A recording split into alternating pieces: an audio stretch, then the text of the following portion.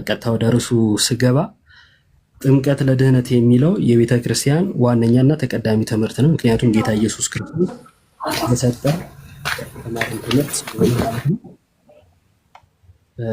የሰጠን ትምህርት ስለሆነ ማለት ነው። ይህን ትምህርት ዲፌንድ ስናደርግ የምንድንበት መሰረታዊ ትምህርት ስለሆነ ነው። ይሄ በቤተ ክርስቲያን ታሪክ ውስጥ የታመነና የታወቀ ትምህርት ነው። ለሺህ ምናምን ዓመት ምናልባትም እስከ ዝንጊሊን መነሳት ድረስ ቤተክርስቲያን የምታምነው ይህንን ነው። በጉባኤም ደረጃ እንዲሁም ደግሞ አባቶች ሁሉ የሚስማሙበት ትምህርት ነው። ምን? ጥምቀት። ከመጽሐፍ ቅዱስ እንጀምርና ከዛ ወደ አባቶች እንሄዳለን ማለት ነው። ወደ መጽሐፍ ቅዱሱ ስንመጣ ሰዎች በኃጢአት በበደል ወድቀው ነበረ። የሚያነሳቸው ያስፈልጋቸዋል። ከሰው ሊሆን አልቻለም። አጠራጠር እያደረግን ነው የምንነጋገረው ባለችን ደቂቃ። ከሰው ሚያድን ስለሌለ አንድያ የአብ ልጅ ሰው ሆነና አዳነን። በሞቱ ሲያድነን አዳማዊ ሆነን ተቀብረን ሞተን የነበርነውን እርሱን እንድንመስል መንገድን ሰጥቶናል። ምን ብሎ? ያመነ የተጠመቀም ይድናል ብሎ ማለት ነው።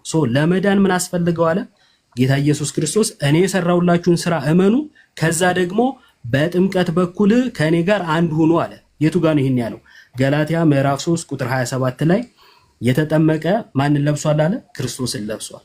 የተጠመቃችሁ ሁላችሁ ክርስቶስን ለብሳችኋል ብሏልና ጥምቀት ምንድነው? ክርስቶስን መልበስ ነው። ሰው ክርስቶስን ሳይለብስ ሊድን ይችላል? ክርስቶሳዊ ሳይሆን ሊድን ይችላል? በፍጹም አይችልም። ጥምቀት እንዴት ነው ክርስቶሳዊ የሚያደርገው ከተባለ ማስረጃ አለ። የማቴዎስ ወንጌል ምዕራፍ 28 ላይ ጌታ ኢየሱስ ክርስቶስ ሐዋርያቱን ከትንሣኤ በኋላ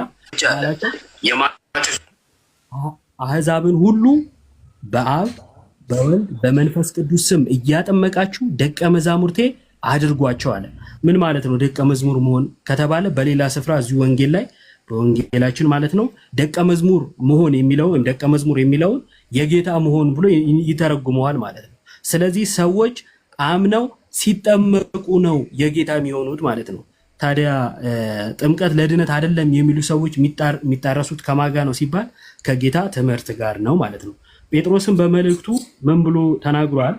ይህም ውሃ ማለት ጥምቀት ምሳሌ ሆኖ አሁን ያድነናል ብሎ ተናግሯል። አባታችን ሚዩት ቢያደርጉት የእርሶ ድምፅ ወደዚህ ስለሚመጣ ጥምቀት ያድነናል ብሎ ተናግሯል ማለት ነው።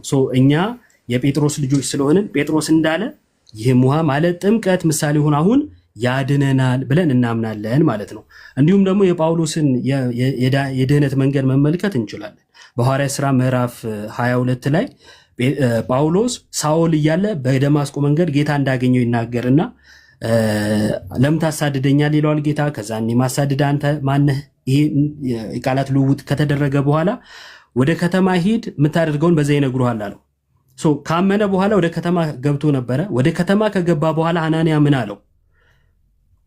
ለምን ትዘገያለህ? ተነሳና ስሙን እየጠራህ ተጠመቅ፣ ከኃጢአትህም ታጠብ አለው። ስለዚህ ጥምቀት ምንድን ነው ሲባል ጳውሎስ ያገኘውን የምናገኝበት ነው ማለት ነው። እርሱ ምንድን ነው? ከኃጢአት መንጻት፣ ከኃጢአት መታጠብ። ይህንን የሚነግረን መጽሐፍ ቅዱሳችን ነው ማለት ነው። በሐዋርያት ሥራ ምዕራፍ ቁጥር 38 ላይ የምናገኘው ደግሞ ሐሳብ አለ ከዚሁ ከኃጢአት ስርየት ጋር በተያያዘ። ይህንንም በሰሙ ጊዜ ልባቸው ተነካ። ጴጥሮስና ሌሎች ሐዋርያት ወንድሞቹ ምን እናድርግ አሏቸው። ጴጥሮስም ንስሐ ግቡ፣ ኃጢአታችሁ ይሰረይ ዘንድ እያንዳንዳችሁ በኢየሱስ ክርስቶስ ስም ተጠመቁ፣ ምን ታገኙ ዘንድ? የኃጢአት ስርየት። አያችሁ፣ ጥምቀት ለኃጢአት ስርየት አይሆንም የሚል ሰው መጽሐፍ ቅዱስን ያልተቀበለ ነው ማለት ነው። ቃል በቃል ነው የሚለው። ይህም ውሃ ማለት ጥምቀት ምሳሌ ሆኖ አሁን ያድነናል እንዳለ ጴጥሮስ እዚህም ጋር ትድኑ ዘንድ የኃጢአት ስርየት ታገኙ ዘንድ ማለት ነው ተጠመቁ ሲባሉ እንመለከታለን። የዮሐንስ ወንጌል ምዕራፍ 3ን በዚህኛው ምዕራፍ የመጨረሻ ላድርገውና ከኒቆዲሞስ ጋር በነበረው ምልልስ የምናገኘው ሐሳብ አለ። ምን ይላል? ኢየሱስም መለሰ እንዲህ ሲል እውነት እውነት እልሃለሁ ሰው ከውሃና ከመንፈስ ካልተወለደ በቀር ወደ እግዚአብሔር መንግሥት ሊገባ አይችልም። ወደ እግዚአብሔር መንግሥት ለመግባት ምን ያስፈልጋል? ከመንፈስና ከውሃ መወለድ። እርሱ ምንድን ነው? ጥምቀት።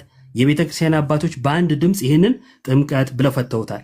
እኛም ጥምቀት ብለን እንፈታለን። ቤተ ክርስቲያን ከተመሰረተችበት ጊዜ ጀምሮ አሁንም ድረስ የሚታመነው ትምህርት ይሄ ነው። ይህንን ጥለን ወዴት ነው የምንሄደው ከተባለ እንደው ከዚህ ተቃራኒ ሀሳብ ከተነሳ የጌታ ትምህርት አይደለምና ከቤተ ክርስቲያን ውጡ እንደማለት ወይንም ክርስቶሳውያን አትሁኑ እንደማለት ይሆናል። እግዚአብሔር ይስጥልኝ።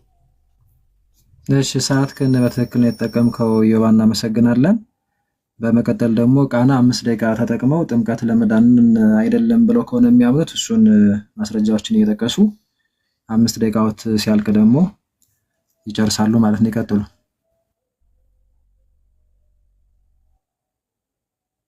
ላይ ኖት ሚዩቷን ያንሷታ። አመሰግናለሁ።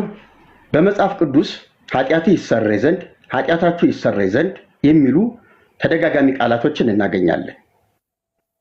ይሄ የማይካድ ነገር ነው። ጌታችን ኢየሱስ ክርስቶስም ታላቁን ተልእኮ ለሐዋርያት ሲሰጥ ሁሩ ውስተ ኩሉ አሕዛብ ሁሩ ወመሃሩ ኩሉ አሕዛብ ወእዘ ታጠምቅዎሙ በሉ በስመ አብ ወወልድ ወመንፈስ ቅዱስ በማለት አሕዛብን ሁሉ በአብ በወልድ በመንፈስ ቅዱስም እንዲያጠምቁ ታላቁ ተልእኮ ተሰጥቷቸው ሂደዋል።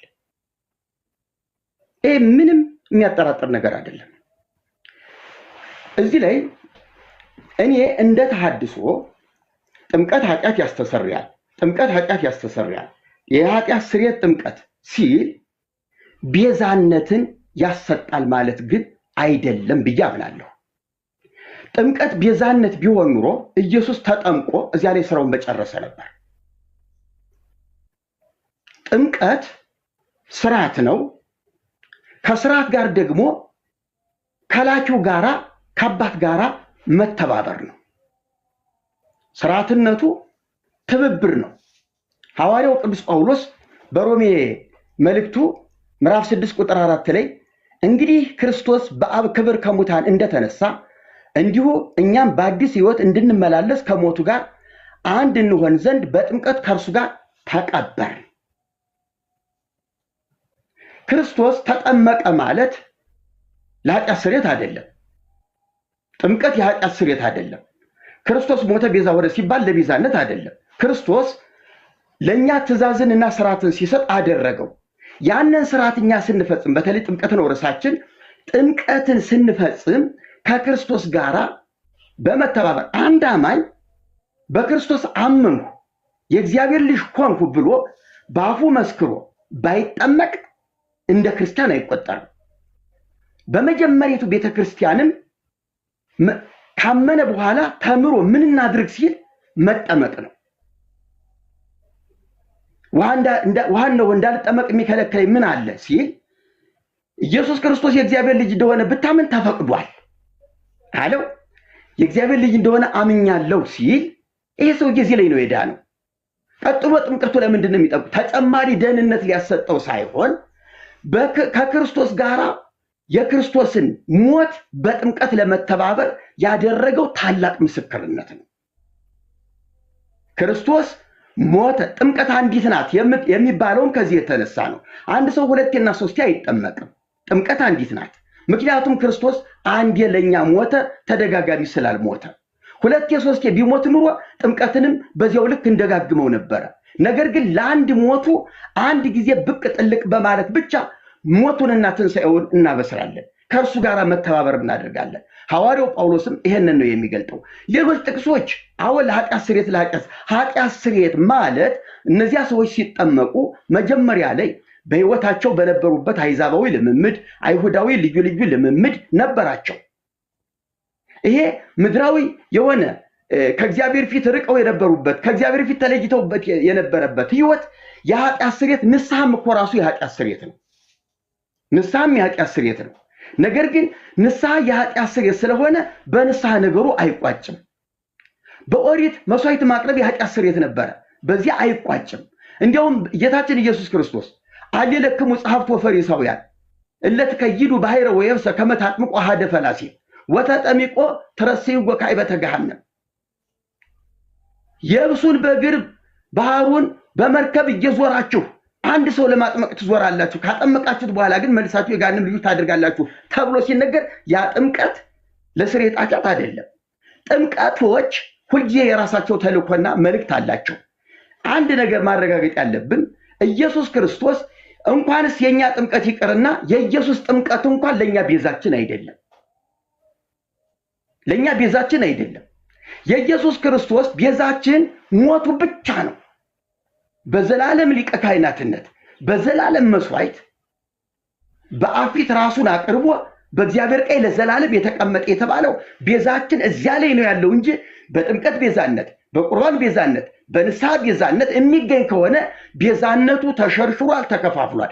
ስለዚህ የትልቁ የመስዋዕቱ ስርዓትም ተዛብቷል ማለት ነው እና ለመስዋዕቱ ነው ትልቁ ክብር የሚሰጠው።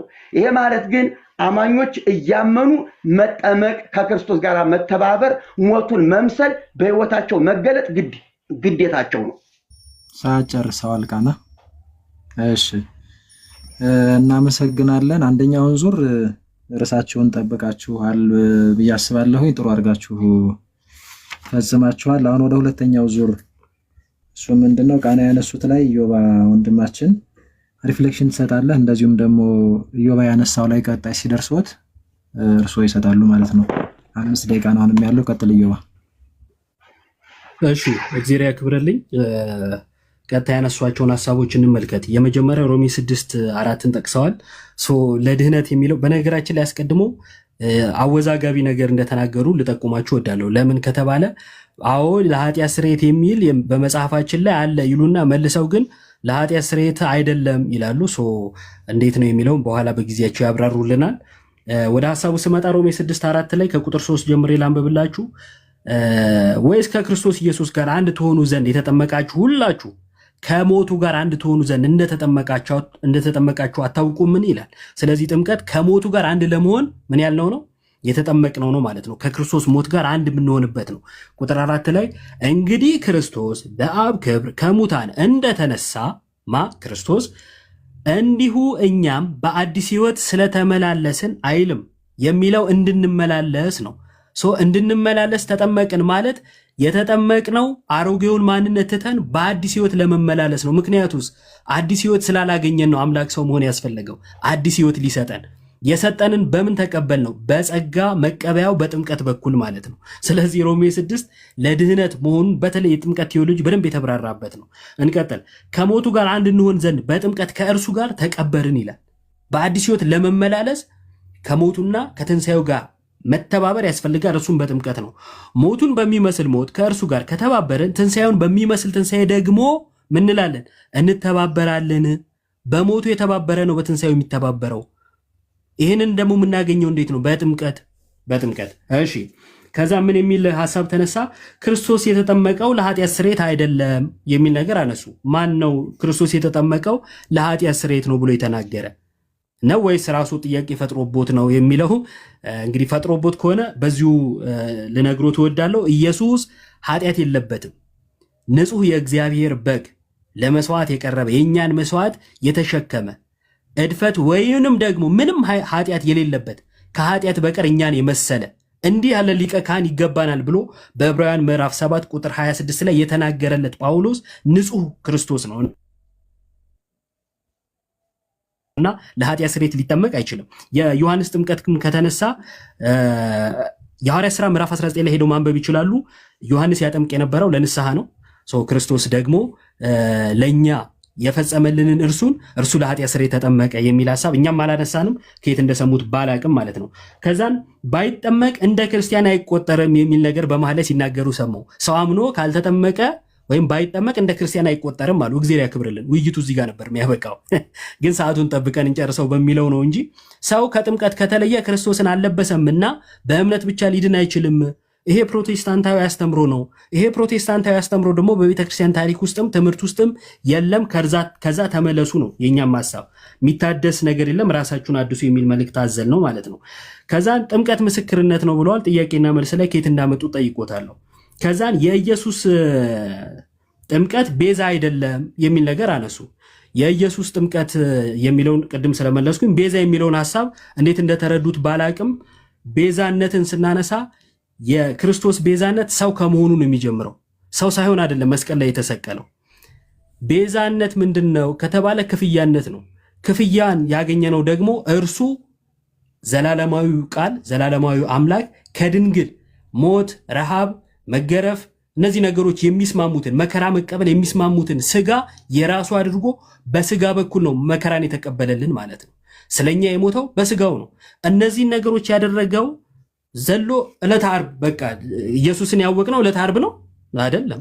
መልአኩ መጥቶ የእግዚአብሔር ልጅ ትወልጃለሽ፣ እሱም ደግሞ የዓለም መድኃኒት ነው፣ ለዓለም ሁሉ መድኃኒት የሆነውን ትወልጃለሽ ብሎ ሲያበስራት ከብስራቱ ማነው ከጽንሰቱ ይጀምራል ማለት ነው ቤዛነቱ እንጂ መስቀል ላይ ብቻ ነው ብሎ በብቻ ካጠሩት አስቸጋሪ ይሆናል ማለት ነው። ሶ ይሄን ከየት እንዳመጡት በኋላ ላይም ስለምጠይቅ ማለት ነው። የመጨረሻ ሐሳብ ኦኬ 40 ምናምን ሰከንድ ስላለኝ ቅድም ያነሳናቸው ጥቅሶች አሉና አንዱንም አልተቃወሙም። ታዲያ ተሐድሶነት ምንድን ነው? መጽሐፍ ቅዱስ አዎ ለኃጢአት ስርየት ብሎ ይላል ግን ብለው ደግሞ አይ ለኃጢአት ስርየት ብዬ አላምንም ካሉ የሚያድሱት ወደ ራስዎት ሐሳብ ነው ወይስ ወደ መጽሐፍ ቅዱስ? ወደ መጽሐፍ ቅዱስ ካሉ ይኸው ስንጠቅስ እኮ አላምንም አሉ፣ ወይንም ደግሞ አልቀበልም እያሉ ነው። ታዲያ ወዴት ነው የሚታደሰው የሚል ጥያቄ ያስነሳል። እግዚአብሔር ያክብርልኝ። ጥሩሽ ዮባ እናመሰግናለን። 10 ሰከንድ እያለ ነው የጨረስከው። አሪፍ ነው። አሁን ቃና ማይኮትን ያንሱና ዮባ ቅድም እና አሁን ላይ ያነሳቸው ሐሳቦች ላይ 5 ደቂቃዎችን እዝለታለሁ። እዛ ላይ የካውንተር አታክ ያደርጋሉ ማለት ነው። ይቀጥሉ ወንድሜ። ካነሳቸው ሐሳቦች ላይ እኔም ተቃውሞ አለኝ። አንደኛ የኢየሱስ ክርስቶስ ቤዛነት ከጽንሰቱ ጀምሮ ነው እንጂ ቀራንዮ ላይ ዘሎ አይደለም ብሏል።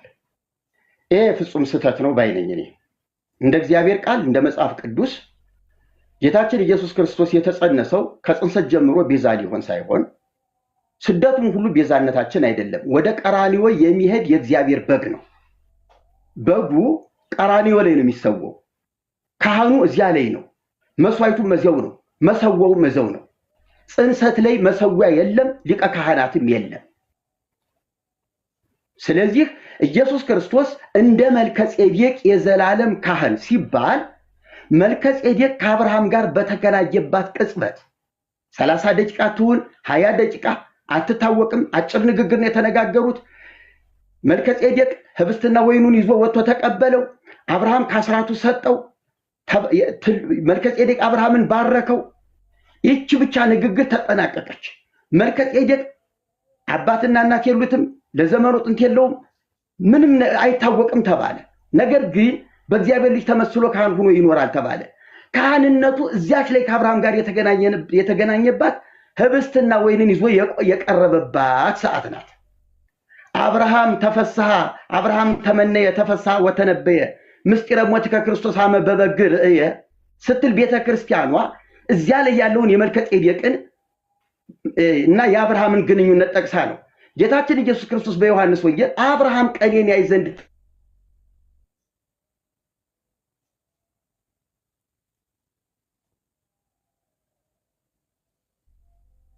ረቶ ወይስ ከኔ ነው? ተቋርጧል። እሺ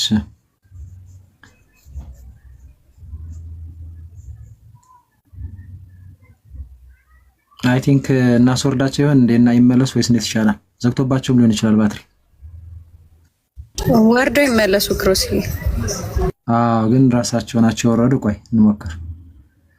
እሺ ታብና ኮፕሊንኩን ከፍ አድርጉት እንዳይዘረግፈን። እሺ ሊቀ ጉባኤም ሚዩት አድርገው ነው ቁጭ ያሉትና አንዴ ራስዎትን አሳድጉና እዛ ላይ እስኪመጡ ታፕታፕ እናርግ። በትልቁ ይሁን።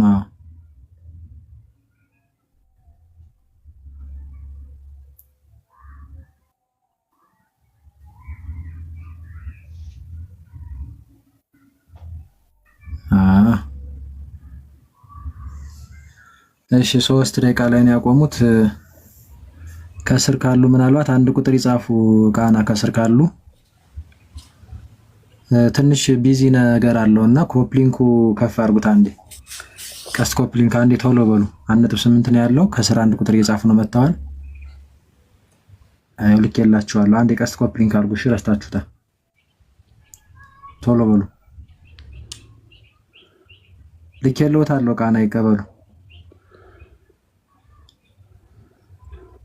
ፖስትም እያደረጋችሁት ሪፖስት አድርጉ። ልኬልዎታለሁ። ሜቢ እምቢ ካሎት ገስት ይላኩ ወይ አይ ቲንክ እየደረሳቸው አይደለም መሰለኝ። ልኬልዎታለሁ ወይ ገስት ይላኩ። ምናልባት ኔትወርክ ከሆነ አንዴ ወጥተው ይመለሱ።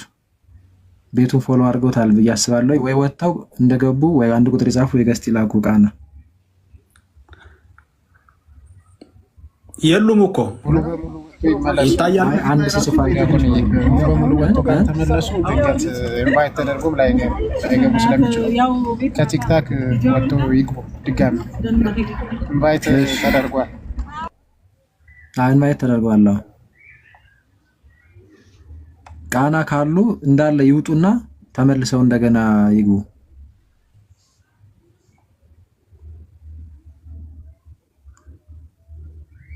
ኮፕሊንኩና ታቡን ከፍ አድርጉት። ታቡን 1200 አስገቡት። 1200 ሰው ነው ያለው። እኔን ራሱ ቢዚ የሆነብኝ ነው። ኦኬ ገቡሽ። ታብታብ እስከ አድርጉ። ሁላችሁ ከታች ያላችሁ ታብታብ አድርጉ። እዚህ ያሉም ፎሎ አድርጓቸው። ለሁሉ መምህራን እዚህ ያሉ ፎሎ አድርጓቸው። ታብታብም አድርጉ። እሺ ቀጥሉ። አይ ምናልባት አንዳንድ ሰዎች ከዚህ በፊትም ራሳቸው እያስወጡ መርጌታ መርሳተው ወጡ የሚሉ ሰዎች አሉ እና ምናልባት እኔ እንደዛ እጠራጠራለሁ። አይ እንደሱ አይደለም። ቃና በምንም ተአምር ሊቀ ጉባኤ ያሉ እንደ እርሶን እንኳን ይበሉና ቢጠራጠሩና ያከብሩኝም ብለው እኛ አባቶች ያለንን ክብር ኦርቶዶክሳውያን ያውቃሉ። እና ሊቀ ጉባኤ ያሉ ታላላቅ መምህራን እያሉ በፍጹም ማንም እንደዚህ አላደረገም። ሁሉም ሰው አይቶ አልስታክ ነው ያደረገበት። እና የው ሰዓቱንም አቁሜልዎታለሁ። ምንም የተፈጠረ ሁለታችን ሞዴሬተር ያለንና የሚቀጥሉ ካሉ አሁን ይቀጥሉ። 3 ደቂቃ ቀርቶታል። ይቀጥሉ። ጥምቀት ላይ ርዕሰ ጉዳዩን ጥምቀት ላይ አድርገው ይቀጥሉ። እሺ። ስለዚህ ጌታችን ኢየሱስ ክርስቶስ እንግዲህ እንደገና ልድገመው መሰለኝ፣ ጌታችን የተጠመቀውም ለራሱ ነው። በሱ ጥምቀት ልክ እንድንጠመቅ ቢያዝዝ ኑሮ 30 ዓመት ሳይሞላን በ40 ቀንና በ80 ቀንም እየተጠመቅን ያለ ነው። ሳናምን እየተጠመቅን ያመነ የተጠመቀ ከሚለው ይልቅ የተጠመቀ ያመነ በሚል አካሄድ ነው እየሄድን ያለ ነውና ስርዓተ ጥምቀቱ ራሱ ትክክል አይደለም። ለጥምቀት የሚፈጸመው አፈጻጸሙ ስርዓቱ በቤተ ክርስቲያኒቱ ትክክል አይደለም።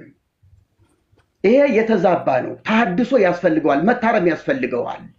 ጌታችን ኢየሱስ ክርስቶስ ሲጠመቅም ሲጾምም የራሱን አካሄድ ጠብቆ ለመሄድ እንጂ መጾሜ ለእናንተ ቤዛ ነው፣ መጠመቄ ለእናንተ ቤዛ ነው ሊል አይደለም። እሱ እየገሰገሰ ያለው ወደ ቀራንዮ ነው። ቀራንዮ ለመድረስ የሚፈጽማቸውን ጉዞዎች ነው እያከናወነ የሄደው። ቀራንዮ ላይ ነው ሁሉ ነገር የተጠናቀቀው። መጸነስ ቤዛ ቢሆን፣ መጠመቅ ቤዛ ቢሆን፣ ቅዱስ ቁርባን እንኳን ጸሎተ ሐሙስ ላይ ቤዛ ቢሆን እዚያ ላይ ቢያበቃ ነገ የሚፈሰው ብሎ ስለ ነገ የሚፈስ ደም ባልተናገረ ነበር። ስለዚህ ሁሉ ነገሩ አብ የተቀበለው የዘላለም መስዋዕት ቀራንዮ ነው እንጂ ጥምቀት ጋር ምንም የሚያገናኘው ነገር የለም። አሁን የኃጢአት ስርየት የምትሏት ከቤዛነት ጋር ልትቀላቅሏት ነው። የኃጢአት ስርየት በተለያየ መንገድ ኃጢአት ይፈጸማል፣ በተለያየ መንገድ ስርየት ይገኛል። ወንድሜን አስቀይሜው ኃጢአት ከሰራው እኮ ይቅር በማለትም የኃጢአት ስርየትን አገኛለሁ። ዋሽቼም እኮ ዋሸውኝ ብዬ ንስሐ ገብቼ የኃጢአት ስርየት አገኛለሁ። ይሄ ማለት ግን ቤዛነት አይደለም።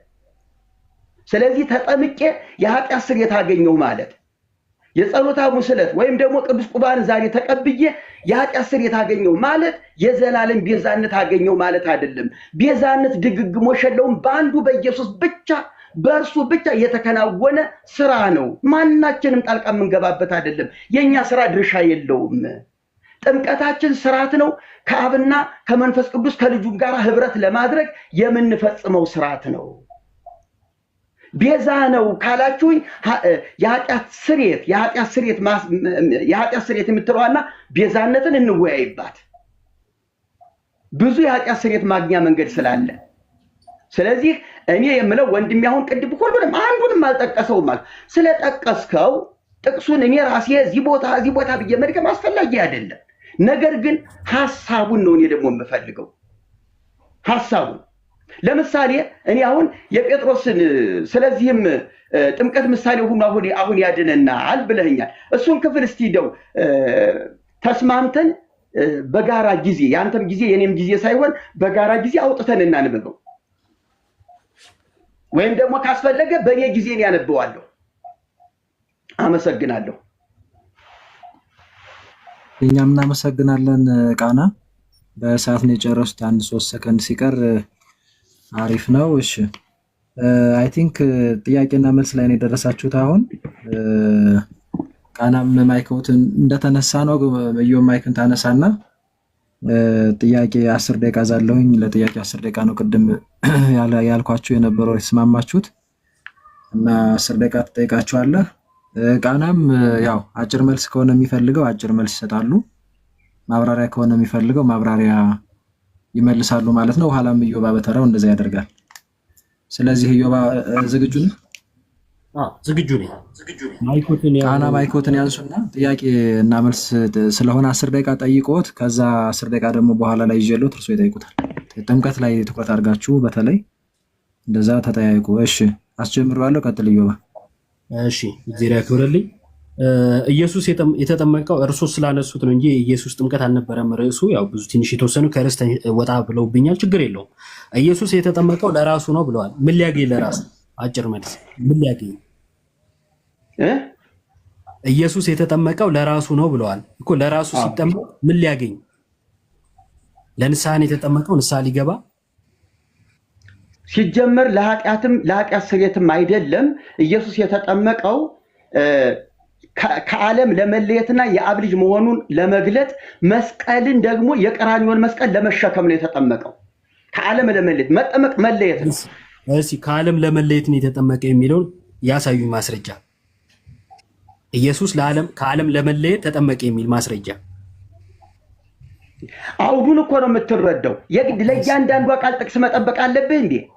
ኢየሱስ ከዓለም ለመለየት ተጠመቀ የሚል ጥቅስ አታገኝም።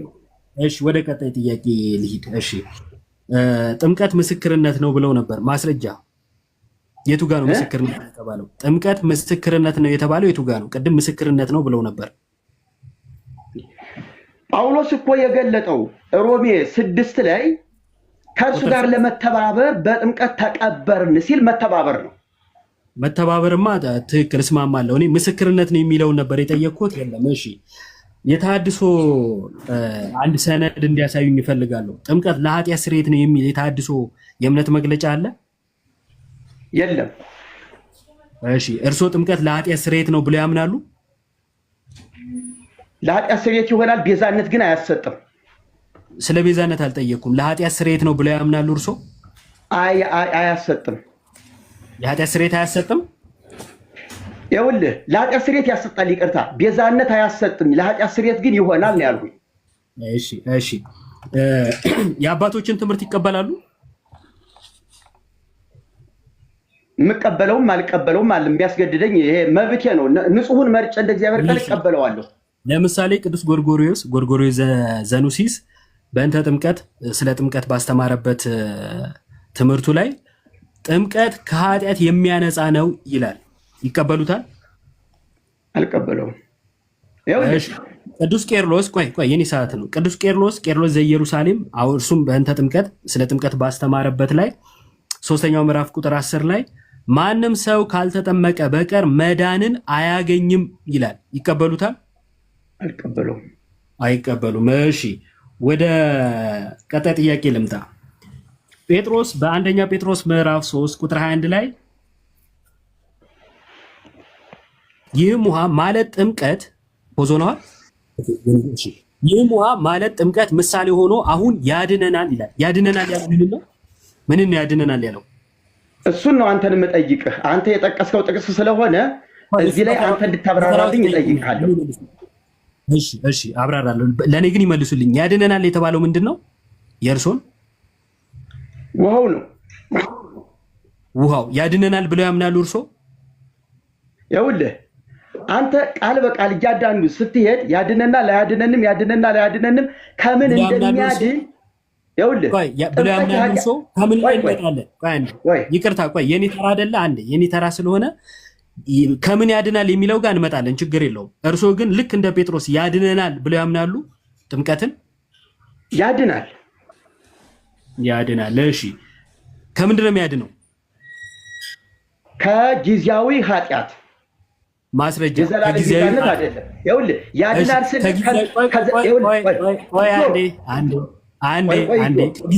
ከጊዜያዊ ኃጢአት የሚለው ማስረጃ ይስጡኝ። ማስተካከያ ልስጥህ። አዳምጠኝ።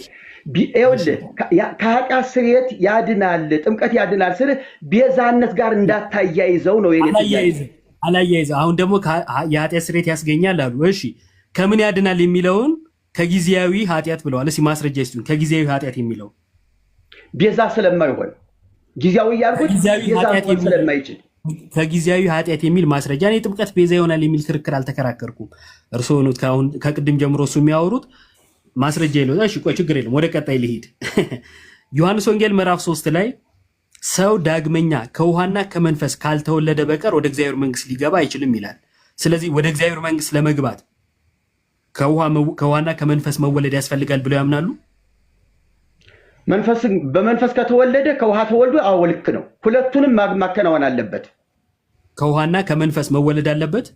አዎ ያለ መንፈስ ልደት ግን ስጋው ይሄ የውሃ ጥምቀት ምንም አያመጣለትም። ስንት ጥምቀት ነው የሚያምኑት? የመንፈስ ጥምቀትና የውሃ ጥምቀትን ሁለቱን እኮ ከመንፈስና ከውሃ ሲል እኮ ሁለት በመንፈስ የሚሆንና በስጋ የሚሆን እየነገረህ ነው። ስለዚህ ሁለት ጥምቀት ነው የሚያምኑት። የማይታይና የሚታይ ጥምቀት፣ በእምነት የሚሆን ጥምቀት አለ፣ በስጋ የሚጠጣው ጥምቀት አለ። የሚታይና ማይታይ ጥምቀት አለ ብለውኛል። ማስረጃ ማይታየውን ጥምቀት በማስረጃ ያሳዩ። ራሱ ከመንፈስና ከውሃ ሲል እስኪ የመንፈስን ጥምቀት አስረደኝ አንተ። ከመንፈስ መወለድ ማለት ምን ማለት ነው? የኔ ጥያቄ ተራ ነው፣ የእርሱ አይደለም። ማስረጃ ይስጡኛው። የማይታየው ሳስረዳህ ከመንፈስና ከውሃ ካልተወለደ ሲል ሰው ከመንፈስ መወለድ መጀመሪያ መቅደም አለበት፣ ማመን ማለት ነው። ቀጥሎ የውሃ ደግሞ ጥምቀት የውሃን መወለድ ማግኘት አለበት። አንድ ከመንፈስ መወለድ ማለት ማመን ማለት ነው። እንደዛ ብሎ የፈታ የቤተክርስቲያን አባት አለ? የግድ ቄርሎስ ወይም ደግሞ ዮሐንስ ማለት አይጠበቅብኝም።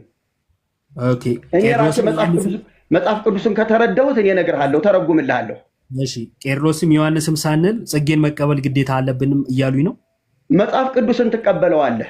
መጽሐፍ ቅዱስ ላይ ያሳዩኛ። እሺ ከመንፈስ የተወለደ መንፈስ፣ ከውሃ የተወለደ ውሃ ነው ልበልህ? እሱን አልጠየቅኩትም። ልበልህ ብለው ቆይ እንጂ እንዴ አይደለም።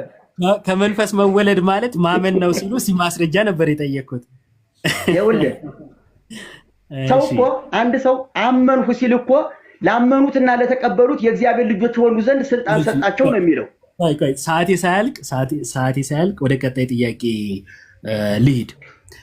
የተሐድሶ እንቅስቃሴ በጥምቀት ዙሪያ ወደ የትኛው ዘመን እንዲሄድ ይፈልጋሉ? ወይንም ወደ የትኛው ዘመን እንድንታደስ ይፈልጋሉ? ስለ ጥምቀት ነው ያነሳሁት። ወደ ሐዋርያትና ወደ ጌታ ወደ ቅዱስ ወንጌሉ። እሺ ከሐዋርያትና ከወንጌል ጥምቀት አያድንም፣ የኃጢአት ስርየት አያስገኝም የሚል አንድ ማስረጃ ይስጡኝ። የኃጢአት ስርየት እንዳለ ነግሬሃለሁ። ኦኬ ቅድም ደግሞ አያስገኝም አሉ። ተወዛገብኩቦት እኮ። ቤዛነትን አያሰጥም ማለትና የኃጢአት ስርየት አያስገኝም ማለት ልዩነት አላቸው። እሺ ችግር የለውም። በፕሮቴስታንት ውስጥ ያሉ ሉትራኖች ጥምቀትን ቤዛ ይሉታል። በተለይ የሉተር ካቴኪዝም ላይ ጥምቀትን ቤዛ ብሎ ይጠራዋል። ይቀበሉታል? እኔ ከዚያ ቤት አይደለሁም። ስለዚያ ቤት አስተምሮ ማውቀው የለኝም። እንደዛ ከሆነ ከእናንተ ማህበር በተለይ ከተሐድሶ አቀንቃኞች ዋነኛ ከሚባሉት ውስጥ አንዱ አቀንቃኝ የሚለውን ጨዋነት የጎደለው ቃል ብታስተካከለው ጥሩ ነው። ምክንያቱም እኔንም እንድናገር ትጋብዘኛለህ። ይቅርታ አቀንቃኝ ያልኩት ያው ደጋግሞ ከማንሳት አንጻር ለማለት ነው። በጣም ይቅርታ። የእርሶ ወዳጅ ይመስሉኛል አቶ ጌታቸው በመካነ ኢየሱስ ቸርች ተገኝተው ሲያስተምሩ ተመልክቻለሁና ከጠየቁኝ ማስረጃ አሳዩታለሁ። ባለፈው ማሳይችሁት ነበረ ቴዲ ቤት። ካልተቀበሉት ለምንድን ነው የእናንተ አባል እዛ ተገኝተው ማስተማር ያስፈለጋቸው? የመካነ ኢየሱስን ትምህርት ካልተቀበላችሁ። ይገርምሃል፣ አንተ አንዱን ቪዲዮ ብቻ ነው ያየኸው። እኔ ደግሞ ሙሉውን የፕሮቴስታንት አብያተ ክርስቲያናትን ጉባኤ ሂጄ ቁሜ አስተምሬባቸዋለሁ። እኔ ራሴ ምስክር ልንገርህ። የማስተምረው ግን የኢትዮጵያ ኦርቶዶክስ ተዋሕዶ ቤተክርስቲያን ተሐድሶ ያስፈልጋታል እንጂ መፍረስ የሚባል ወይም አይዛብ የምትሉትን ነገር አስተካክሉ ለማለት ግንዛቤ ለመስጠት ነው። እሺ ችግር የለውም። ከቤተ ክርስቲያን የወጣ ይሁን እንጂ የትም ሄደው እምነታችሁ ባይመሳሰል እንኳን ህብረት እንደምታደርጉ ነው የነገሩን። እናመሰግናለን። ከመጽሐፍ ቅዱስ ላይ ግን እንደዚህ አይነት ትምህርት አላገኘንም። እሺ ወደ ቀጣይ ጥያቄ። መስጊድ ሄደህ አታስተምርም እንዴ አንተ? አይ እስካሁን አልሞከርኩትም። እንግዲህ የእርሶን አይቼ እከተል ይሆናል። እሺ ወደ ቀጣይ ጥያቄ ልሂድና የተሐድሶ የእምነት መግለጫ ስለ ጥምቀት የሚያወራው ነገር አለ? ምን አለ? የተሐድሶ የእምነት መግለጫ ስለ ጥምቀት የሚያወራው ነገር አለ? አለ። ለምሳሌ ምን ይላል? ጥምቀት ጌታችን ኢየሱስ ክርስቶስ እንዳስተማረው ያመነ የተጠመቀ ይድናል ስለሚል መጀመሪያ አንድ ሰው መማር አለበት፣ ማመን አለበት። መጠመቅ ለመጠመቅ ፈቃደኛ ሲሆን ያን ጊዜ መጠመቅ አለበት ብለን እንጂ ጥምቀትን አስቀድመን እምነትን አናስከትልም። እሺ ደቂቃው አልቋል። ዮባ እናመሰግናለን። አሁን ማይክን ታነሳና ተጠያቂ ትሆናለህ። በነገራችን ላይ ደስ የሚል ውይይት እያደረጋችሁ ነው። በጣም አይ ቲንክ ከስር ያሉትም 1500 ሰዎች ደስተኛ ይመስሉኛል። በጣም በተረጋጋ መንፈስ ቃናም ረጋ ብለው እየመለሱ ነበረ። ዮባም እንደዛው አጠያየቅ በጣም ደስ ይል ነበር። ጥሩ እየተማርንበት ነው ብዬ ተስፋ አደርጋለሁ። ታብና ኮፕሊንክ አድርጉት እንዳይቋረጥብን። አሁን ይቀጥላሉ። ቃና 10 ደቂቃዎትን ይጠቀሙ። ዝለውታለሁ። ዮባን ይጠይቁታል። እሺ ኢዮብ ጥምቀት የኃጢአት ስርየት ያስገኛል ሲባል ቤዛነትን ያሰጣል ማለት ነው? እሺ ቤዛነት ስንል ምትክነትን ወይም ያሰጣል ነው እኮ ለአብራራው ነው። ሁለቱ የተለያዩ ነገሮች ስለሆኑ ጥምቀት በክርስቶስ የተደረገውን ቤዛነት መቀበያ ነው፣ ጸጋው የምንቀበልበት ነው። ስለዚህ ክርስቶስ የሰራልንን የማዳን ስራ የምንቀበለው በምንድን ነው ሲባል በእምነት፣ በጥምቀት፣ በቅዱስ ቁርባን ነው። በእነዚህ በሚስጥራት በኩል ወደ ጌታ ማዳን እንገባለን ማለት ነው። ቀላቅለውት ስለተረዱት መሰለኝ። እሺ መጀመሪያ ድነሃል ማለት ነው። በክርስቶስ ቤዛነት ድነሃል ማለት ነው። የክርስቶስን ቤዛነት አምኜ ስጠመቅ ነው ማገኘው። ቆይ ላመኑት ይኸውልህ፣ መጀመሪያ ስታምን ነው ድነሃል የሚለው እኮ መጽሐፍ ቅዱስ እንጂ ጥምቀትን ሲጨምር አይልም። አይ ጌታ ኢየሱስ ክርስቶስ በማርቆስ ወንጌል ላይ ሁለቱ የማይነጣጠሉ ነገር እንደሆኑ ነግሮኛል። ምን ብሎ ያመነ እና የተጠመቀ ይድናል ስላለ እኔ ነጥዬ አይ በአንዱ ድኛለሁ በአንዱ ግን አልዳንኩም አልልም። እኔ ጌታ ስለዚህ እምነት ሲደመር ጥምቀት ነው መዳን የሚሆነኝ እንጂ ቤዛነቱ ብቻውን አያድነኝም እያልከኝ ነው። ቤዛነቱን የምቀበለው በሚስጥራቱ በኩል ነው ያልኩት። ቤዛነቱን ለማግኘት ነው የምጠመቀው። እንዴት ነው ቤዛነቱን ለማግኘት ተጠመቅኩ እያልኩኝ አይ ቤዛነቱ አያድነኝም እያልክ ነው ሊባል የሚችለው? በምን ቋንቋ ነው? ቤዛነቱን የውሎት አልተረዱም። የውሎት ክርስቶስ ስለኛ ሞተ አይደለ? ቤዛ ሆነን ይሄንን በመስቀል ላይ የፈጸመውን የማዳን ስራ እኛ የምንቀበለው በሚስጥራቱ በኩል ነው። አምነን በሚስጥራቱ በኩል ለምሳሌ አዳማዊ ነበርኩኝ፣ ክርስቶሳዊ ለመሆን ተጠመቅኩኝ። ክርስቶሳዊ የሆንኩት እንዴት ነው? ክርስቶስ ስለኔ ሞቶ ሞቴን ስላጠፋ ያንን የማገኘው ግን በጥምቀት በኩል ነው ማለት ነው። አሁን ተረዱት? አንተ በእምነት የተቀበልኩትን ጥምቀት ላይ ሂጄ ነው የማረጋግጠው ነው ያልከኝ። እስከ ጥምቀት ድረስ ቤዛነትን አላገኘህም፣ የግድ እስከዚያ ድረስ መድረስ አለብህ ማለት ነው። እሺ ያንተ ሀሳብ እንደዛ ነው። ሌላው አላልኩም። እሺ ቀጥሉ። ግን እንደዛ አላልኩም። ይቀጥሉ እንዴ አልክ እንጂ ለምን ተዋሸኝ? እንደገና ማለት ልትገለበጣት አይገባህም። ማመን ብቻውን አይደለም፣ ጥምቀትን ጨምሬበት ነው እርግጠኛ የመሆነው እያልከኝ እኮ ነው። አይ እኔ አሁን እርግጠኛ መሆን በማመን ብቻ ከሆነ ቤዛነቱን አላገኝም ምናምን እንደዚህ አይነት ቃላቶች አላወጣውም። ጨማምሮ ስላሉ አላልኩም ነው ያልኩት። አብራራልኝ ካሉ ላብራራለሁ። በክርስቶስ የተደረገ ቤዛነት በዚህ ላይ ጊዜ አናጠፋም ያልካቸውን ቃላቶች ጥያቄን ህዝብ ሰምቷል። ጴጥሮስ ላይ 3:21 ሁለት ጊዜ ተናግረዋል። ይህም ውሃ ደግሞ ማለት ጥምቀት ምሳሌው ሆኖ አሁን ያድነናል ብሏል። እና ይህም ውሃ የተባለው ለምሳሌ ጴጥሮስ ላይ የተጠቀሰው ያ የጥፋት ውሃ ነው። ከላይ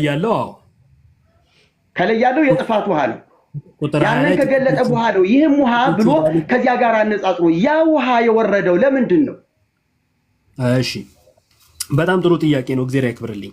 ጴጥሮስ እየነገረን ያለው ልክ ጳውሎስም እንደሚለው ማለት ነው ስለ ጥምቀት ወደ ኋላ ሄዶ በብሉይ ኪዳን የነበረውን ጥላውን ጴጥሮስ ጳውሎስ አሁን አጠቀስክበት ቦታ ላይ አብራራልኝ። እሺ ለማስረዳት ነበረ። እሺ ጴጥሮስ በብሉይ ኪዳን የነበረውን ያ የጥፋት ውሃ ጥቂቶች ማለት 8 ነፍስ የዳኑበት በውሃ የዳኑበት ይላል። ያንን ውሃ አሁን እኛ ለምንጠመቀው ጌታ ለሰጠን ጥምቀት ምሳሌ ነበር ወይንም ደግሞ ጥላ ነበረ። አካሉ ይሄ የአዲስ ኪዳን ጥምቀት ነው። ይሄ ጥምቀት የቱ ጥምቀት? አሁን የአዲስ ኪዳኑ ጴጥሮስ ያድነናል ያለው መቼም የኖህ ዘመን የነበረው የጥፋት ውሃ አይደለም አይደል? ኖህ በጥፋት ውሃ ዳነ ብለው እንደማያምኑ ተስፋ አደርጋለሁ። የጥፋቱ ውሃ ምሳሌ ነበር። አሁን ግን ይህም ውሃ ማለት ጥምቀት አለው። በብሉይ ኪዳን የጥፋት ውሃ ጥምቀት ተብሏል አልተባለም። አሁን ጥምቀት የተባለው አካል የሆነው ነው፣ ጥላው አይደለም። ጥላውን ምሳሌ ያለው አካሉን ግን ይህም አለና ጥምቀት ምሳሌ ሆኖ አሁን ያድነናል አለ። እኔ እንደ ጴጥሮስ ያድነናል አልኩ። ያንን ለምን ጠቀሰ ላሉኝ ምሳሌ ስለነበረ እግዚአብሔር አሁን ሙሴ የነሐስን እባብ እንደሰቀለ ተብሎ ከሙሴ የነሐስ እባብ ጋር ክርስቶስ ተነጻጽሯል። እንዲሁ ተብሏል። ክርስቶስ ሊሰቀል ይገባዋል ተብሏል። ክርስቶስ አሁን ይሄም ጥቅስ እኮ የሚያስረዳው እነዚያ 7 ነፍሳት የዳኑበት ያ ዓለም የጠፋበት ያ ውሃ ከላይ ወረደ፣ ዓለምን አጠፋ። ያ የክፋት ምሳሌ ነው። እንዴት የጥምቀት ምሳሌ አድርገህ ልትጠቅሰው ቻልህ? ይሄም ውሃ ወይም ጥምቀት ሲል ጴጥሮስ የጥፋቱን ውሃ እኮ ነው እያነጻጸረ ያለውና ይሄን ምሳሌ አድርገህ አንተ የተጠቀምክበት። እሺ እኔ አይደለሁም ምሳሌ ያልኩት ጴጥሮስ ነው። እንግዲህ ካላነበቡት ልድገመው አንዴ ከቁጥር 20 አንብበው። እሺ ጥቂቶች ማለት 8 ነፍስ በውሃ የዳኑበት መርከብ ሲዘጋጅ የእግዚአብሔር ትዕግስት በኖህ ዘመን በቆየ ጊዜ ቀድሞ አልታዘዙም። ቶሎ ምለው ሰዓቶት እንዳልቦት ነው። እሺ ይህም ውሃ ደግሞ ማለት ጥምቀት ምሳሌ ሆኖ ኢዮብ አይደለም ምሳሌ ያለው ጴጥሮስ ነው ማለት ነው። ምሳሌ ሆኖ አሁን ያድነናል። ምሳሌ ብሎ ለምን ገለጸ ላሉኝ እኮ ቅድም አብራራው። ያ ጥላ ነበረ። አካል የሆነው የአዲስ ኪዳኑ ጥምቀት ነው። ጌታ ከትንሣኤ በኋላ ሐዋርያትን አጥምቁ ብሎ ያዘዘው። ይሄ ጥምቀት ግን የሚያድን ነው። ያኛውስ ምሳሌ ነበረ። ለዛ ነው ለየና ያኛውን የጥፋቱ ውሃ ጥቂቶች ማለት 8 ነፍስ የዳኑበት አለ። 8ቱ ድነውበታል፣ ሌላው ጠፍቶበታል። እሱ ምሳሌ የዳኑት እኮ ሰዎቹ እኮ የዳኑት በመርከብ ነው እንጂ በውሃ አይደለም። አይ በመርከብ ነው ቢሉም ችግር የለብኝም። ጴጥሮስ ግን እዚህ ጋር ያለው ግን ጥቂቶች ማለት ያንብቡት እስቲ እጆት ላይ መጽሐፍ ቅዱስ እዩ ይከተሉ። ጥቂቶች ማለት 8 ነፍስ በውሃ የዳኑበት ልድገመው አንዴ ከፍቼ ላሳየሁት። በውሃ የዳኑበት ይላል። በውሃ የዳኑበት ይኸው አንዴ ኢዮባ አንዴ ቆይ ሰዓቱን ይዤዋለሁ። ሊቀ ጉባኤ አሉ ሊዘረግፍ ነው። አንዴ ድምጽ ያሰሙ እያሉ ነው አሉ። ሊቀ ጉባኤ አለው። እሺ አንዴ እስቲ ሰላም ይበሉን። እንግዲህ አሁን ለመጡት የሆነ ነገር ይበሉን። ምን እናርግ? ቆንጆ ነው። እንዴት አገኙት? አዎ ጥሩ ነው። ቀጥሉ። ደስ ይላል። የተረጋጋ ውይይት ነው። ደስ ይላል። በሁለቱ በኩል ያለው ደስ ይላል። ስለዚህ ቀጥሉ። እያዳመጥኩ ነው አለሁ። እሺ አባታችን ማይኳን እንዳታስተጋባይ እንኳትና በቃ እንትን እንላለን። እየጨረስን ነው። በጣም ቆንጆ ውይይት ያደረጋችሁ ነው። ቀጥሉ። ይቅርታችን እንዳይዘረግፍ ብዬ ነው የጠራኋቸው። አሁን ይቀጥሉ። ደቂቃውን አስጨምሯለሁ። ይኸውልህ ኢዮብ አሁን ሀሳብህን ግልጽ እንድታደርግልኝ አሁን የጠቀሰው ይሄ የጴጥሮስ መልእክት ላይ ሰዎች የዳኑት ጥፋቱ የመጣው የጥፋት ውሃ ነው። ሰዎችን ሊያጠፋ ነው የመጣው። የዳኑት ግን በመርከብ ነው። ጥቂቶቹ ነፍሳት በመርከብ ነው የዳኑት። ይሄም መርከብ ምሳሌ ሆኖ ጥምቀት ብሎ ቢል ጥምቀትና መርከብ ቢመሳሰል የመዳን ነገር ስለሆነ እሺ፣ የጥፋት ውሃና የመዳን ውሃ እንዴት ነው የሚመሳሰለው? ጴጥሮስ ነው ያለ ብለህ ለመደበቅ አትሞክር። ከጠቀስከውና ከተረዳው በደንብ አድርገህ ለዚህ ጉባኤ አብራራልን። እሺ ጥሩ ጥያቄ ነው የጠየቁት። ላብራራሉት። አስቀድሞ በውሃ የዳኑበት የሚለውን እኔ ከራሴ ሳይሆን ይኸው እሱ ነው የሚለው። በውሃ የዳኑበት አለ። የዳኑት የሚለው ይኸውልዎት ስለ 8ቱ ነፍሳት ነው። የጠፉበት ከ8ቱ ውጭ ያሉት ናቸው። ሌሎቹ የጠፉበት ነው ወይም የጥፋት ውሃ ነው ለሌሎቹ። 8ቱን ግን ከጠፊዎቹ ለይቶ በመርከብ አንሳፎ ያዳናቸው ነውና ምን አለ? የዳኑበት አለ። ታዲያ ግን ለምንድን ነው በመርከቡ ያልመሰለው? ለምን በውሃ መሰለ የሚል ጥያቄ ጠይቀዋል። ጥሩ ነው። የውሎት ጥምቀት ከአሮጌው ማንነት የሚለይ ነው፣ ክርስቶሳዊ የሚያደርግ ነው። ያኛውም ውሃ የብሉይ ኪዳን የነበረው የጥፋቱ ውሃ ጠፊዎቹንና የሚድኑትን ለይቷል። አዩ የሚድኑ 8ቱ ነፍሳትን አንሳፎ ከፍ አረገና የሚጠፉትን ወሰዳቸው። ስለዚህ የሚኖረውና የሚጠፋው ለየ ማለት አይደለ? ልክ እንዲሁ የአዲስ ኪዳኑ ጥምቀት ክርስቶሳዊውንና ክርስቶሳዊ ያልሆነውን የሚለይ ነው። በክርስቲያንና ክርስቲያን ባልሆነ መካከል ልዩነት ይፈጥራል። እንዴት? ክርስቶስን በመልበስና ባለመልበስ። ክርስቶስን የምንለብሰው በጥምቀት ነው። ክርስቶስን በጥምቀት ያለበሰስ ክርስቶሳዊ ስላልሆነ ይለያልና በውሃ መስሎ ተናገረ ማለት ነው። እኔ ሳሉን ይኸው ምሳሌ አሁን እኔ ይኸውልህ እዚህ ላይ ጊዜ የወሰድኩት ሌሎች ጥያቄዎችን እንግዲህ ቸል ብዬ አይደለም። ጊዜ ካለኝ በኋላ ላይ ግድል ከተሰጠኝ ይመጣበታለሁኝ። ነገር ግን እዚህ ላይ ይህ መርከብ ሲዘጋ የዳኑበት መርከብ ነው የሚለው ሲጀመር የዳኑበት መርከብ እንደገና ደግሞ አይልም። እዚህ ጋር የዳኑበት መርከብ ሳይሆን በውሃ የዳኑበት ነው የሚለው እኮ መርከብ እኮ ነው። በውሃ የዳኑበት መርከብ ይጋጫል እኮ አላልኮትም። የዚህን ሀሳብ ነገርኮት እንጂ ከቅድሙ ከሰሙኝ ችግር የለብኝም መርከብም ቢሉ እዚህ ጋር ግን በውሃ ነው የሚለው ብዬ ሁለቱን ችግር የለብኝም መርከብም ቢልማ ካልህ ይኸውልህ ጥቅሱ አይ መጽሐፍ እዚህ ጋር መርከብ አይልም። ይኸውልህ እዚህ ጋር መርከብ አይልም። እዚህ ጋር ውሃ ነው የዳኑበት የሚለው። መርከብ ሲሉን ግን ከምን አንጻር እንዳሉኝ ስለምረዳ ችግር የለብኝም ብዬ ጀምሬ ነበረ። ለምን እዚህ ላይ እንደቆዩ ባላቅም እዚህ ጋር ግን ጥምቀት ያድናል እያለ ነበረ። እንግዲህ ይቀጥሉ። እሱ ይኸውልህ ጥምቀት እሱም እኮ ሲል እኮ ቀጥሎ ያለውን ክፍል አንብብ። ይህም ውሃ ደግሞ ማለት ብለህ አሁን ያድነናል ካለ በኋላ ለእግዚአብሔር የበጎ ቀጥሎ ለእግዚአብሔር የበጎ ህሊና ልመና ነው። ምን ማለት ነው? በጥምቀት በኩል በጎ ህሊና እናገኛለን። አሮጌውን ኃጢአታዊ የሆነውን ማንነት እንጥላለን ማለት ነው። ስለዚህ ይህንን የምናገኘው ደግሞ በጌታ ትንሣኤ ነው ይላል። ስለዚህ ትንሣኤ ያገኘው አሁን እችን 10 ሴኮንድ ልጠቀምባት ይቅርታ። እዚህ ይህም ውሃ አሁን የበጎ ስራት ልመና ነው ሲል በጌታችን ሰዓቷ ስላለቀች ችግር የለውም። በኋላ ላይ ማጠቃላይ ይሰጡበታል።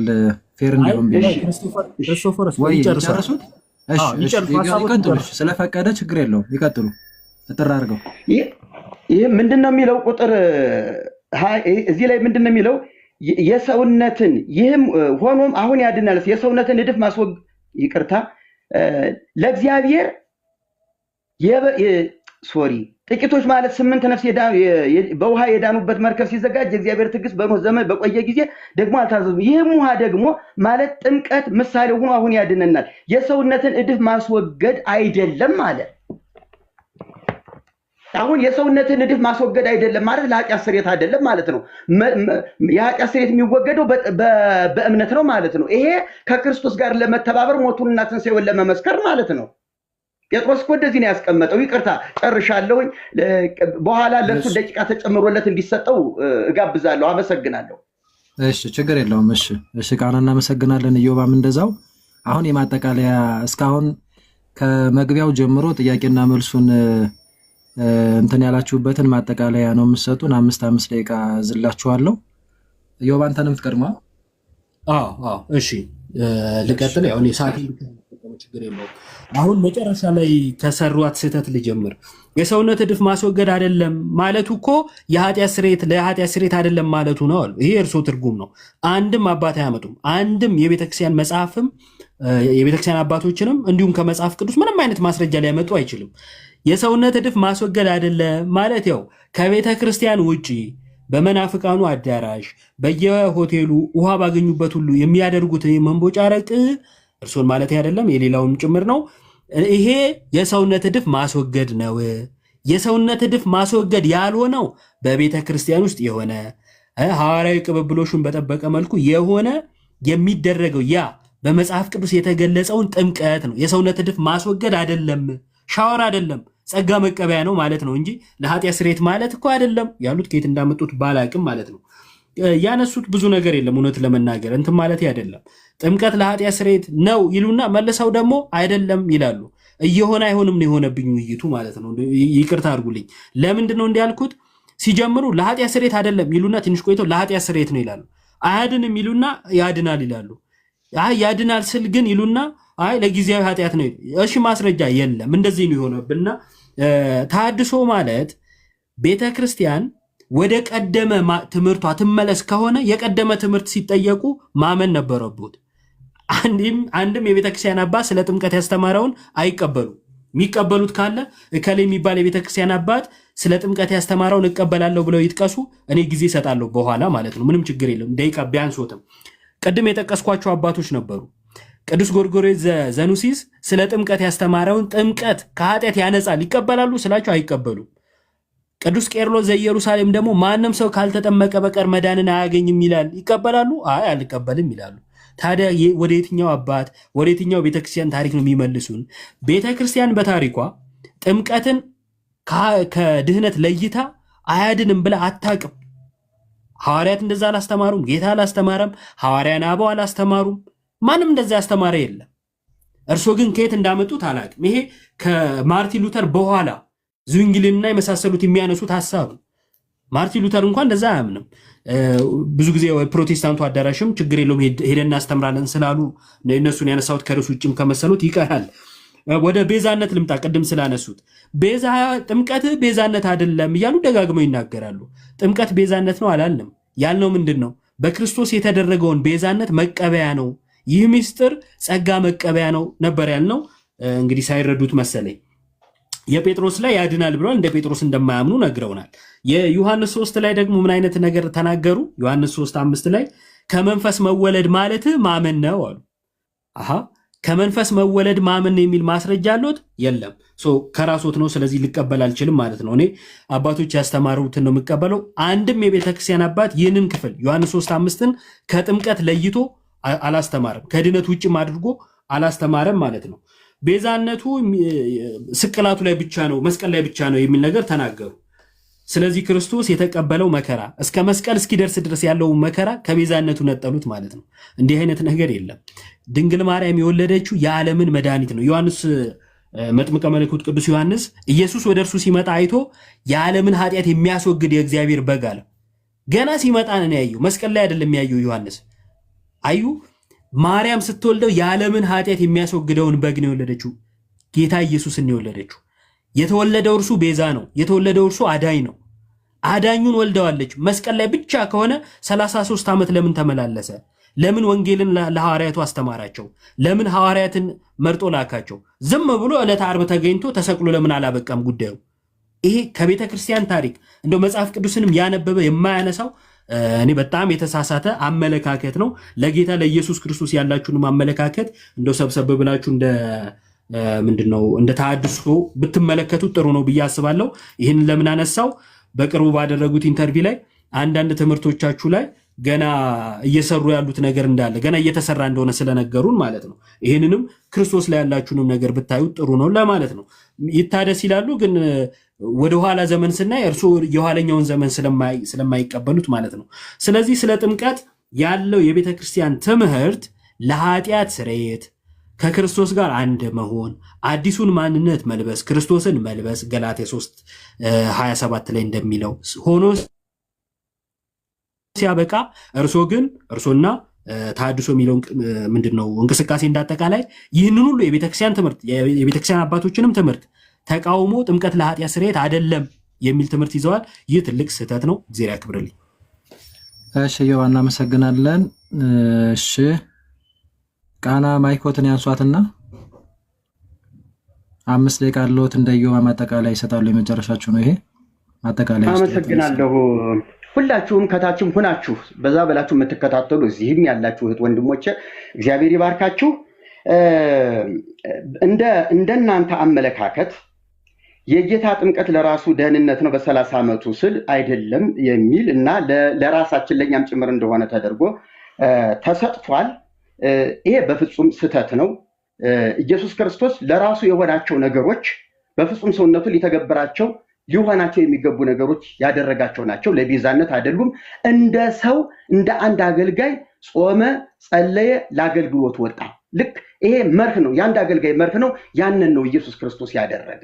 አምላክ ስለሆነ ይሄ ያስፈልገው ነበረ ምናምን፣ ፍጹም ሰው ስለሆነ ደግሞ ያስፈልገዋል። አምላክነቱን ሊጠቀምበት አይደለም የተገለጠው፣ በፍጹም ሰውነት በጸጋ ነው እንዲሁም ኢየሱስ የተገለጠው። የእግዚአብሔር መንፈስ በእኔ ላይ ነው፣ ለድሆች እንዲህ አደርግ ዘንድ፣ የታሰሩትን ፈታ ዘንድ፣ ነፃነት ሰጥ ዘንድ ቀብቶኛል በማለት እንደ አንድ ነቢይ ነው ኢየሱስ ክርስቶስ ራሱን የገለጠው እንጂ አምላክ ስለሆኑ በአምላክነቴ ብሎ አልተናገረም። ስለዚህ በፍጹም ሰውነት መጾም ከሆነ መጸለይ ከሆነ መፍራት መቃተት ከሆነ አድርጎታል።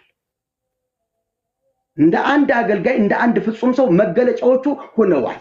ሁለተኛ ኢየሱስ ክርስቶስ ከጲላጦስ አደባባይ እስከ ቀራንዮ ድረስ የሄደበትን ከንቱ አድርጎታል። ከቤዛነት አግልለኸዋል። ቀራንዮ ላይ ብቻ ያለችውን ነገር ነው ያደረገ። አዎ ምክንያቱም አንድ በግ ለመስዋዕት ከመንጋው መካከል ሲወሰድ በጉ ተይዞ ታስሮ እየተገረፈ እየተገፋ ነው ከሚያሰወው ቦታ የሚደርሰው። በጉ ትክክለኛ ኃጢአተኛው ሰው እጁን ጭኖበት ካህኑ አርዶት ነው የኃጢአት ስርየት የሚከናወነው። ልክ ኢየሱስም የእግዚአብሔር በግ በራሱ ክህነት ራሱን ኢየሱስ ክርስቶስን ሰውቷል። እዚያ ላይ ነው መስዋዕትና ክህነት የተጠናቀቀው እንጂ ካህን በሌለበት ኢየሱስ ክርስቶስ ከወዲሁ ገና ከዚህ ከታች ጀምሮ መስዋዕት ሆኖ ነበረ የሚል ትምህርት የለም። መስዋዕቱም ክህነቱም እነ ጳውሎስም የገለጹት በዕብራውያን መልእክት ደጋግመው እዚያ ላይ ነው የተከናወነው። ስለዚህ ይሄንንም ቤተክርስቲያኒቱም አልተገነዘበችውም። እዚህ ውስጥ እየተከራከርከኝ ያለው ወንድሜም አላየውም። ሌላው ጥምቀት ቤዛ አይደለም ግን ያድናል እያልክ ነበር ስትሟገተኝ የነበረው። ጥምቀት ያድናል የሚሉ ጥቅሶችን አሳይተኛል። ቤዛ ነው ወይ ስልህ አይ ቤዛማ ብለህ ደግሞ ቤዛነትን ለክርስቶስ ብቻ። ስለዚህ ማዳንና ቤዛነት ምን ማለት ነው የሚለውን ለማብራራት ጊዜ ጥረት ይሁን ወይም ደግሞ ነገሩ ከብዶህ አልታወቀም ታልፏል። ጸጋ መቀበያ ነው ብለሃል። ጥምቀት የጸጋ መቀበያ አይደለም፣ እምነት ነው የጸጋ መቀበያ። ላመኑት እነዚህ ምልክቶች ይከተሏቸዋል ነው እንጂ ለተጠመቁት የሚል ቃል የለም። ላመኑት እነዚህ ምልክቶች ይከተሏቸዋል። ጴጥሮስ ገና አፉን ከፍቶ እየተናገረ ያለ መንፈስ ቅዱስ ወረደባቸው ነው የሚለው። ከዚያ በኋላ ነው ጥምቀት የመጣው። ሐዋርያው ቅዱስ ጴጥሮስ በሰበከባቸው ቦታዎች፣ ጳውሎስ በሰበከባቸው ቦታዎች የጸጋ ስጦታዎች ከጥምቀት በፊት ሲገለጡ ይታያሉ። ስለዚህ ጥምቀት የጸጋ መቀበያ ነው ያልከው የትኛው ጸጋ? ጌታችን በጳውሎስ መልእክታትም ይሁን በሐዋርያት ሥራ የተገለጡት የጸጋ ስጦታዎች የት ላይ ነው ጥምቀትን ተከትለው የተገለጡት? ስለዚህ ለዚህ እንደው ምንም ማስረጃም የለህም፣ የሌለ ነገር ነው ያመጣው። ይሄ ትክክል አይደለም። ምናልባት ካለ እንግዲህ እንጃ። ሌላው እንግዲህ እኔ አሁን ወንድሜ እዮባ እና ሌሎቻችሁ ትኩረት እንድትሰጡልኝ የምፈልገው ኢየሱስ ክርስቶስ መድኃኒታችን እግዚአብሔር ውረድ ተወለድ ብሎ ሲልከው በመስቀል ላይ እንዲውል ሲልከው መምጫ መንገዶች አሉት። ሁሉ ነገሩ በፕሮግራም የታጨቀ ነው። ነቢዩ ኢሳይያስ እንኳን አስቀድሞ እንደ አንድ ወንጌላዊ ልክ መከራ ሲቀበል ካጠገብ እንዳለው ሆኖ እንደ ዮሐንስ ወንጌላዊና እንደ እመቤታችን ከእግረ መስቀሉ እንደነበረ ሆኖ ደቀቀ፣ ቆሰለ፣ ተሰቃየ። የእግዚአብሔር ተግሣጽ በእርሱ ላይ ነበረ። ብዙ ነገሮችን ኢሳይያስ 53 ላይ በጣም አምስተኛ ወንጌላዊ ተብሎ እስኪጠቀስ ድረስ ነገረ መስቀሉን በሚገባ በትንቢት መልክ ሳይሆን በአወንታዊ በድርጊታዊ ገልጾታል። አሁን ነብዩ ኢሳይያስ ከዚያ ላይ ሆኖ ይህንን ሲናገር እዚያ ላይ ቤዛነት ተከናወነ ማለት አይደለም። ሕፃን ተወልዶልናል ብሎ እንደተወለደ አድርጎ ሲናገር እዚያ ላይ ተከናወነ ማለት አይደለም። ሂደት አለው። ተስፋው ገና የሴቲቱ ዘር የእባቡን ራስ ይቀጠቅጣል ተብሎ ዘፍጥረት 3:15 ላይ ሲነገር ተስፋው እየተጠበቀ እየመጣ ነው። ዘመኑ ሲደርስ የዘመኑ ፍጻሜ በደረሰ ጊዜ ግን ይሄ ነገር ተከናወነ። ጨርሰዋል። ቃና ጨርሰዋል። እናመሰግናለን። ምናልባት አሁን የሚቀረው ከእርሶም ወገን የሚጠይቅ ሰው ገሌ ግባ ብለው ገብቶ ኢዮባን መጠየቅ ይችላል። ከኛም ወገን ደግሞ እኛ አንዳችንን ጠይቀውታለን ማለት ነውና እንደዛ አድርገን ያልቃል። ፈቃደኛ ከሆናችሁ ትስማማላችሁ? ቃና ይስማማሉ? እኔ እሱ የሚያስገባው ሰው ካለ ያስገባ። እኔ እገሌ የምለው ሰው እንግዲህ እዚህ ውስጥ እዚህ እንትኑ ኮሜንታተሩ ወይም ደግሞ ሞዴሬተሩ እኔ ስላልሆንሁኝ እዚያ ውስጥ ያለውን ሰው እመለየው የማውቀው ሰው ስለሌለኝ ችግር የለውም። እኔ ያስገባለሁት አለው። ምናልባት አይ ይኸውልህ ጴንጤ ፕሮቴስታንት ከሆነ እንደ ፕሮቴስታንት አቋም ሊናገር ስለሚችል በእኔ ፋንታ ልታስገባው አትችልም። በጥምቀት ዙሪያ ላይ ችግር የለውም። በጥምቀት ዙሪያ ላይ ተመሳይ ትምህርት የላችሁም ማለት ነው ከአብዛኞቹ ፕሮቴስታንቶች ጋር? አላውቅም፣ የእነሱን አላውቅም። ስለ ራሴ ነው እየተናገርኩ የዋልኩት፣ ስለ ራሴ ስለ ተሐድሶ ነው። ከእነሱ ጋር የሚመሳሰል ቢኖር አሁን እኮ ከኦርቶዶክስ ጋር ፕሮቴስታንት የሚመሳሰልበት አለው፣ የሚለያይበትም በልዩነቱ ነው ልዩነት ያለው። ስለዚህ ወይ ካልሆነ እርስዎን መጠየቅ ይችላሉ ማለት ነው። እንደዛ ከሆነ